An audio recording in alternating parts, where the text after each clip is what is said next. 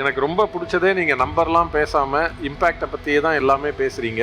ஆனால் அதனால தான் நிறையா பேருக்கு இது வந்து ஒரு சோஷியல் இம்பேக்ட் தானோ பிஸ்னஸாக வராதோ அப்படின்ற சந்தேகம் இருக்குது.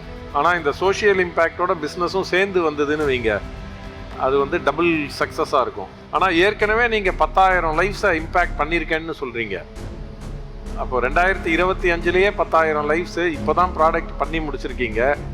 2030 100,000 லைஃப்ஸ் தான் அப்படின்னா, அண்ட் எக்ஸ்போர்ட்லாம் பண்ணணும், வெளிநாட்டுக்கெலாம் அனுப்பணும், எல்லாமே சொல்கிறீங்க.